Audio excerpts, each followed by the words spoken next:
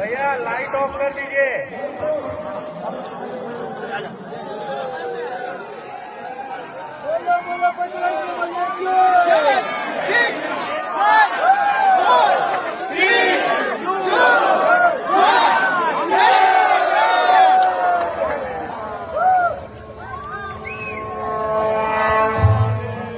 సర్వ మానవాళికి రక్షకుడు, మనకు కొండంత అండగా నిలిచేవాడు, మనసులో తలచిన వెంటనే గుండెల నిండా ధైర్యాన్ని నింపగలిగే మహాయోధుడు, అభయహస్తంతో ఎల్లవేళలా మనల్ని కాపాడే ఆ పవనపుత్రుడి ఇప్పుడు మనసారా స్తుతించుకుంటూ శ్రీ పంచముఖ ఆంజనేయ స్వామిగా అవతారమెత్తిన కథ దృశ్య రూపంలో తిలకిద్దాం రండి.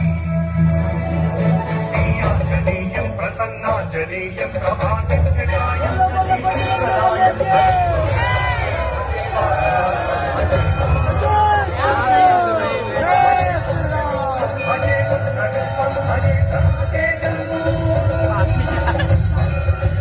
అది రామాయణ మహాయుద్ధం. వానర సైన్యంతో విజృంభిస్తూ లక్ష్మణస్వామి తనతో పోరాటం చేస్తున్న రావణుడి కుమారుడు ఇంద్రజిత్ తలని బాణంతో ఒక్క వేటుతో వేరు చేశాడు. ఇంద్రజిత్ మరణ వార్త విన్న రావణుడు ఆవేశంతో ఊగిపోయాడు. ప్రతీకారం కోసం పాతాళ లోకాధిపతి తన సోదరుడు అయినటువంటి మహిరావణుడి సహకారం కోరాడు.